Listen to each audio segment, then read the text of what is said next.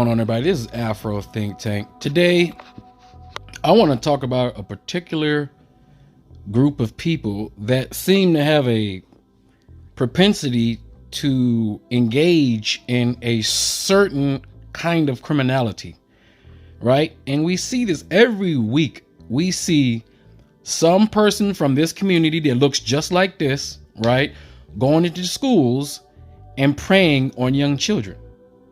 No matter what state it is, there's some person that looks like this going into schools and sexually preying on children, right? Whether it be European children, Latino children, black children. For some reason, these predators, these demons, these demonic individuals from this particular group of people, it seems to be every couple weeks, every couple days, you get one of these people that get caught doing something. And what do?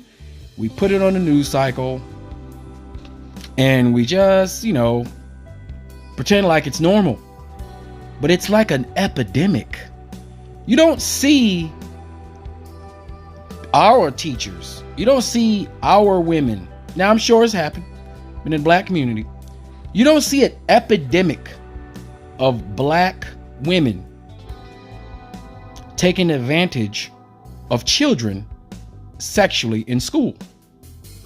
That's not something that when you think of a teacher taking advantage of a student that you think of, because it's not something that happens often. I'm not gonna say it doesn't happen, but for some reason in America, in the West, these particular type of people seem to be able to get away with everything.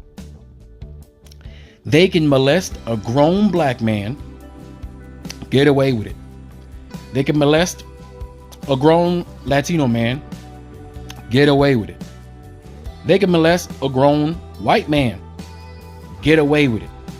They can molest a child, halfway get away with it, because they don't even do a lot of time in jail.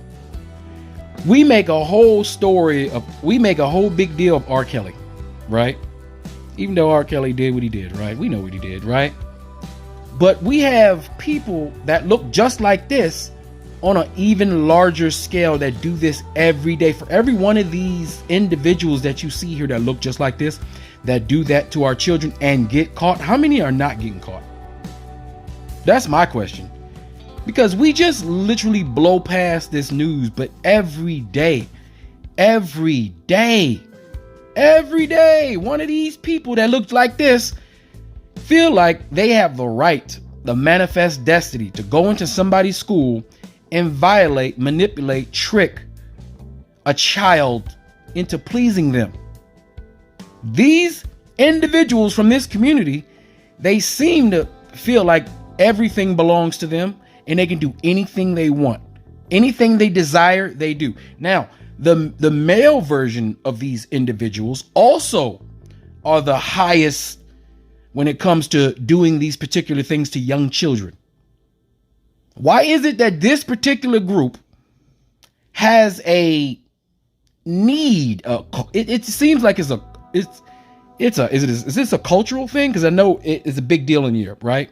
Child sex slavery is big in Europe, big in all those European countries that you can't pronounce, big in all those European countries that you can pronounce.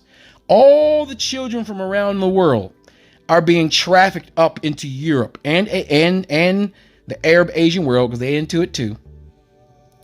All of them being trafficked up so that people like this, who live in communities where people mostly look like this, can, with free will, free reign, without being held accountable, can indulge in the pleasures at which they want to indulge in, which is succulent young children. That's who they prefer. So even if you look at the things that they're kinky stuff, they're into childlike things. Why? What's wrong with a full-grown human being? You telling me that this person from this community could not get a full-grown man to please her the way she wants to be pleased? What is it about a child that's so attractive to these particular people that they prey on them. You know, these particular people also preyed on our children for 400 years.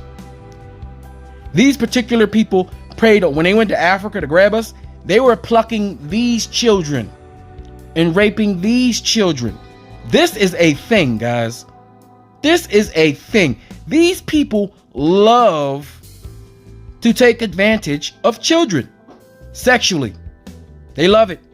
They desire it. It's in their DNA. They want it. It turns them on. It's a fetish. It's a sexual preference that they have. When are we going to actually blow this up and make this a big deal? Because it's ridiculous. And then they get a slap on the wrist from their communities, from their own peers. When they go to court and they sit in front of their peers gives them a slap on the wrist. They do a couple years and they come out and they write a book.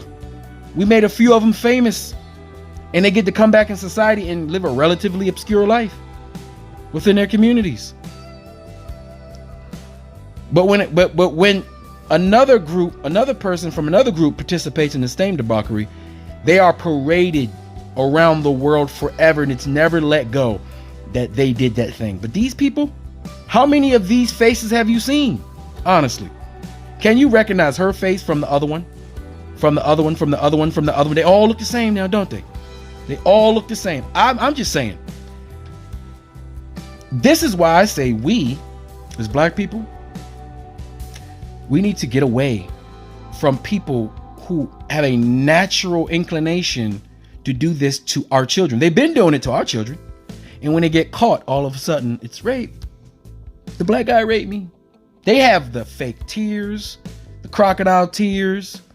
We see them employing their crocodile tears all over the world. Like in Israel, where the white Israelis are using their crocodile tears, pretend like they're upset and the whole world's supposed to be on their side.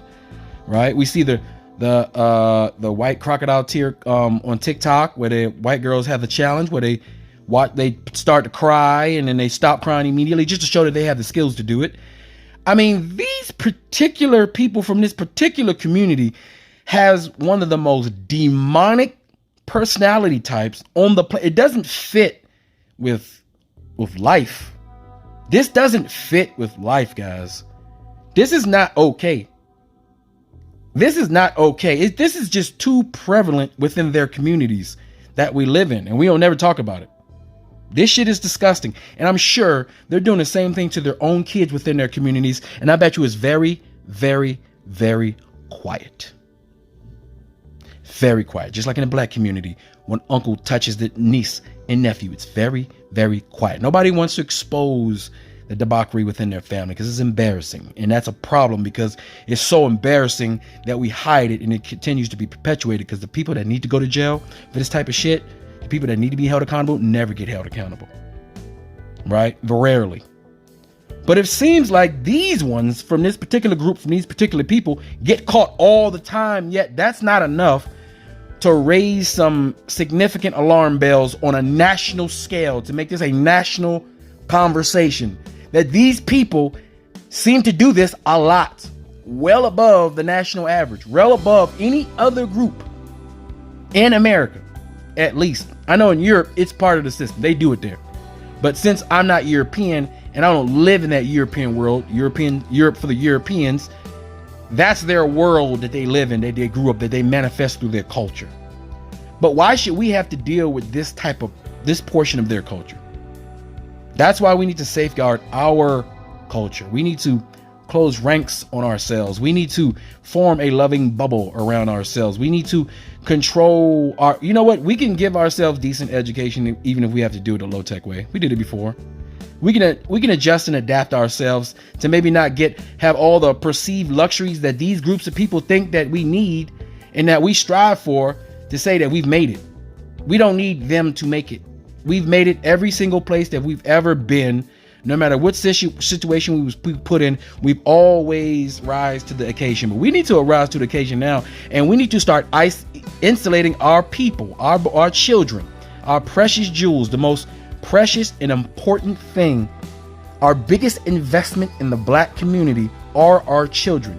And right now, we don't invest. We don't put enough love and care and attention into that biggest investment within our community, because we are all individually too busy trying to make it, trying to hustle, trying to get our own individual, things going off. We forget about what's really important. That's the children that's going to carry on the next generation. That's going to be the next parents, the next teachers, the next politicians, the next business people, the next environmentalists, the next astronauts, the next scientists, the next everything. That's what we need to be worrying about. And we can't be dealing with these demons that are metastasized within the networks and the communities that we are forced to live in because of our situation of being over in America. We know why. We're gonna have to do something about these demons, these snakes, these parasites that that continue to tell us every day why we need to get away from them. They remind us every day why we need to get away from them.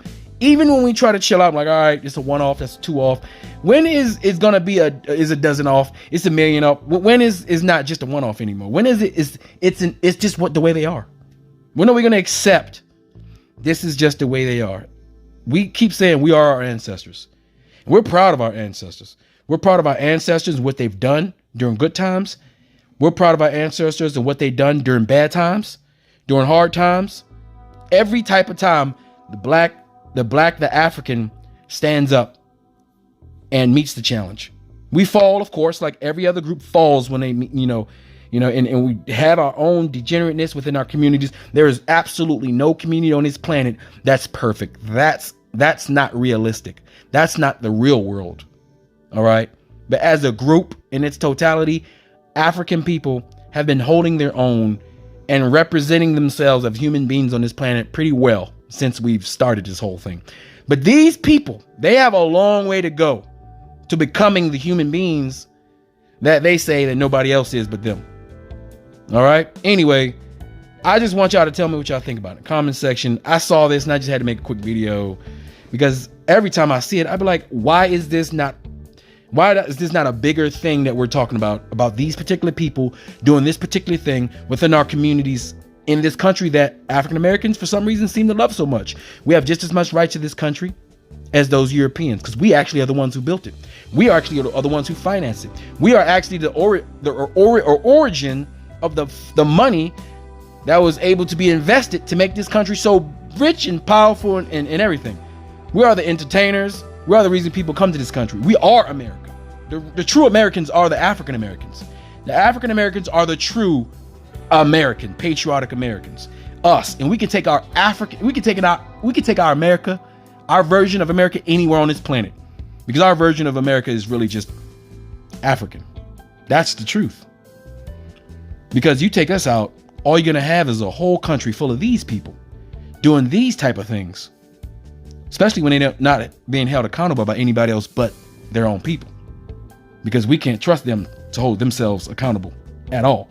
Because clearly, over 500 years of them just doing what they want to do with no accountability, they continue to do what they want to do, even though they now are being held accountable. It doesn't even matter or register within their cultural brain.